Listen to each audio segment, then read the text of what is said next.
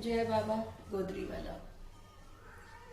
जैसे शिष्य के मन में गुरु बस जाते हैं, वैसे गुरु के मन में भी शिष्य बस जाते हैं। संत कंवरराम साहब बाबा हरदास राम साहब से पहली बार बात करते हैं और उनको पूछते हैं कि अब्बा आप कौन हो। तो हरदास राम जी जवाब देते हैं कि मैं आपका हूँ। बहुत खुश होते हैं संत कंवरराम जी बाबा हरदास राम साहब जी की ये उत्तर सुनकर। कहते हैं कहाँ रहते हो। बताया उन्होंने कि मैं हालानी बिलानी नवाबशाह जिले में रहता हूँ। संत कंवरराम साहब जी बोलते हैं कि क्या इच्छा है।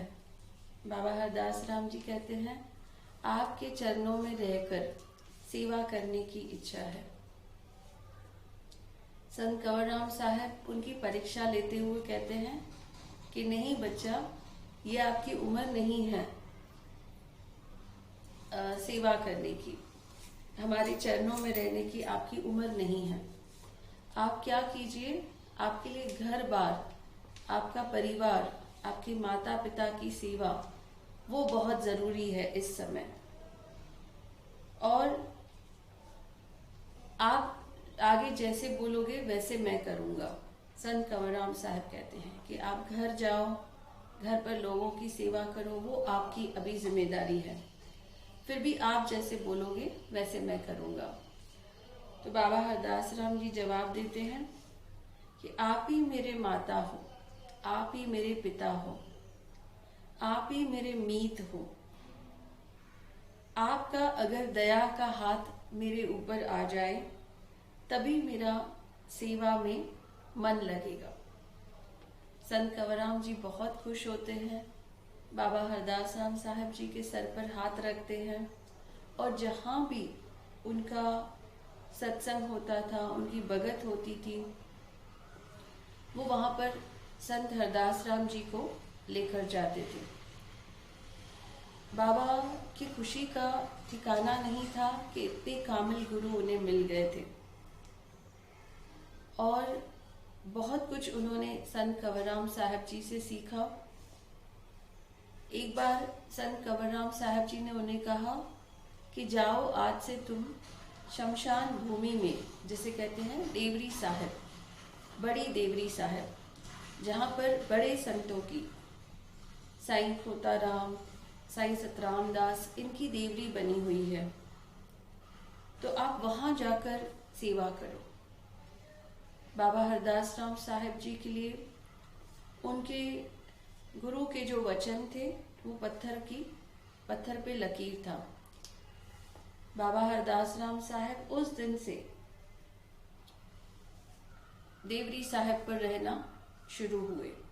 वहां पर एक छोटी सी कुटिया, एक छोटा सा तंबू बनाकर रहते थे और हर समय वो अपने परमात्मा को याद करते रहते थे। वहां पर बगीचा होता था, उस बगीचे में सेवा करते थे और जितना हो सकता था वो नाम की कमाई करते थे।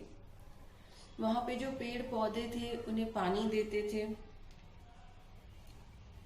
जब भी संत कंवरराम साहब बड़ी देवरी साहब पर आते थे, जहां जहां उनके कदम पड़ते थे संत कंवरराम साहब के, बाबा वो धूल लेकर अपने शरीर पर लगाते थे और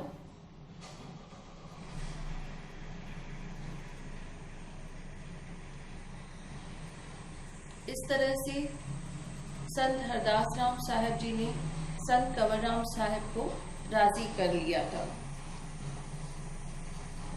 बाबा खूब मन लगाकर सेवा करते थे और उस समय बाबा को जो खाना आता था वो भंडारी साहब में से खाना आता था, रेड़की साहब में से। तो बाबा वो चपातियों को छोटे छोटे टुकड़ों में तोड़ते थे और सब बाजी सब कुछ कुछ उसमें मिक्स कर देते थे, चावल दाल जो भी आता था। बाबा का कहना था कि हमें अपने मन को लाड नहीं करना है, मन को कंट्रोल करना है। मन एक घोड़े के जैसा है जिसको अगर बेलगाम हो गया तो वो कहीं भी दौड़ेगा, उसको लगाम लगानी है, उसे कंट्रोल करना है। तो बाबा कभी भी स्वाद पर ध्यान नहीं देते थे, बस परमात्मा ने जो भेजा है उसे अंगीकार करते थे। पर खुद खाने से पहले वो जो छोटे छोटे दरवेश थे वहाँ पर, छोटे छोटे कुत्ते थे वहाँ पर, कुत्ते के बच्चे थे, उनको पहले वो खाना खिलाते थे और जो बच जाता था वो खाना बाबा हरदास राम साहब खुद खाते थे। जो भी आता था पूछता था कि आप कौन हो, तो बोलते थे मैं आपका दास हूँ। अपने आप को कहते थे कि मैं गरीब हूँ, मैं मिस्कीन हूँ, और हर किसी को वो हर किसी में भगवान का रूप देखते थे। बाबा का कहना था सबसे मीठा बोलिए। जो भी वहाँ पर देवरी साहब पर आता था, बाबा उनसे बहुत ही नम्रता से पेश आते थे। उनका कहना था कि सबसे मीठा बोलिए, सबके पड़िए पाँव, ना जाने किस रूप में नारायण मिल जाए। वो कहते थे कब परमात्मा मेरी परीक्षा लेने आ जाएगा मुझे पता नहीं है, तो मुझे उस परीक्षा में पास होना है। सबसे मीठा बोलते थे, सबको कहते थे कि मैं आपका दास हूँ।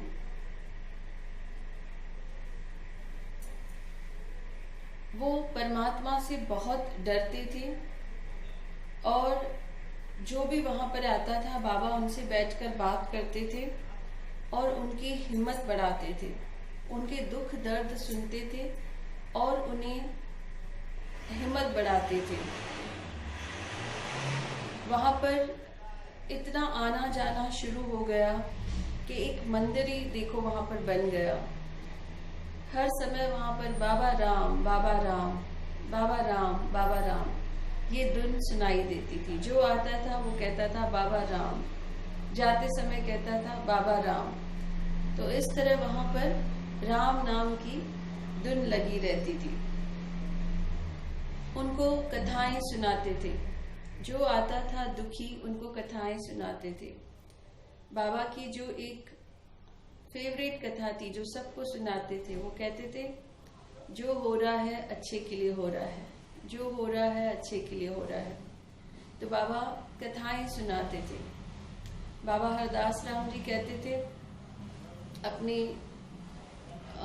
मंदिर में आने वालों को, उस देवरी साहब पर आने वालों को कहते थे कि परमात्मा जो कर रहा है इसमें भी सबकी भलाई है।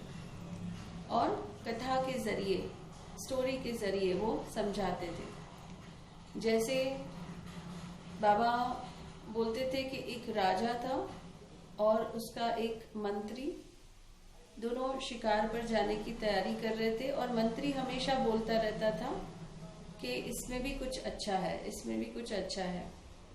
राजा फल काट रहा था और वो चाकू उसे लग गया और खून बहने लगा। मंत्री ने कहा इसमें भी कुछ अच्छा है। राजा को बहुत गुस्सा आया, राजा ने मंत्री को जेल में डाल दिया। अब राजा चला गया अकेला शिकार पर और रास्ता भटक गया। आदिवासियों ने उसे पकड़ लिया। आदिवासी उसे उल्टा लटका कर उसकी बलि चढ़ाने वाले थे कि उनका ध्यान गया कि हाथ पे चोट लगी हुई है, तो उन्होंने कहा ये खंडित है, इसकी बलि नहीं चढ़ेगी, और उसे छोड़ दिया गया। राजा जब वापस अपने महल में पहुंचा, आकर मंत्री से माफी मांगा कि आपने सही कहा था कि जो हुआ अच्छा हुआ। आज अगर ये चोट नहीं लगी होती, आज अगर ये घाव नहीं लगा होता चाकू से, तो आज मेरी बलि चढ़ गई होती। तो मंत्री कहता है आपने मुझे जेल में डाला, ये भी बहुत अच्छा किया, नहीं तो आपको छोड़कर मेरी बलि चढ़ाते थे। तो बाबा इस कथा के जरिए सबको बताते थे कि जो हो रहा है अच्छा हो रहा है। और बाबा ऐसे अपने वर्जन में, अपने अलौकिक आवाज में जब बताते थे तो प्रेमियों के मन में एक समाधान आता था कि हाँ, परमात्मा जो भी कर रहा है अच्छा कर रहा है। बहुत से लोग वहां पर रोते हुए आते थे और बाबा की कथाएं सुनकर, बाबा की बातें सुनकर खुश होकर वो चले जाते थे और बाबा को बहुत दुआएं देते थे कि आपने इतनी अच्छी अमृत वर्षा हम पर की है। एक बार एक प्रेमी आता है जिसके पैर पर चोट लगी थी और नासूर हो गया था, तो उन्हें कहा गया था कि शायद टांग काटनी पड़ेगी। तो बाबा ने उसे भी कहा कि परमात्मा जो कर रहा है अच्छा कर रहा है। आज तुम यहाँ पर आए हो तो इसमें भी कुछ परमात्मा का राज है। तुम्हारे कुछ बुरे कर्म रहेंगे, इसीलिए तुम्हारे टांग में घाव हुआ है। आज वो बुरे कर्म खत्म हुए हैं, इसीलिए तुम इस पावन जमीन पर आकर पहुंचे हो और आज से तुम्हारा इलाज चालू हो जाएगा। बाबा ने उसे कहा कि यहाँ से नीम के पत्ते तोड़कर जाते करो और ये बबूती लेकर जाओ। ये बबूती अपने गांव पर डेली लगाओ और 7 नीम के पत्ते सुबह खाली पेट आपको खानी है। उस प्रेमी ने बाबा के वचन लिए और उन पत्तों को खाया। रोज 7 पत्ते खाते थे। बबूती जो बाबा ने दी थी, दूनी साहब जिसको बोलते हैं, दूनी साहब, वो उन्होंने अपने जख्म पर लगाई और उनका जख्म ठीक हो गया। तो इस तरह बाबा मुख से जो वचन निकालते थे, बाबा के मुख पर 24 घंटे सरस्वती बैठी रहती थी। वो जो बोलते थे वो चीज होती थी। उन्होंने 8 दिन पत्ते खाए, धूनी साहब लगाई और उनके डॉक्टर के पास गए तो डॉक्टर हैरान हो गए कि अब आपकी टांग नहीं काटनी पड़ेगी, पर मुझे भी उस दरवेश से जरूर मिलाओ जिसने ये चमत्कार किया है। बाबा के पास वो डॉक्टर मिलने जाते हैं, बाबा का आशीर्वाद लेते हैं और उनके मुख से यही, बाबा को देखकर यही उनके मुख से वचन निकलते हैं कि जिसके ऊपर नाम की नजर है और जिसके मुख में एक कुदरती ताकत है, एक कुदरती अट्रैक्शन है, ऐसे दरवेशों के कहे हुए वचन क्यों सच नहीं होंगे। जय बाबा गोदरी वाला।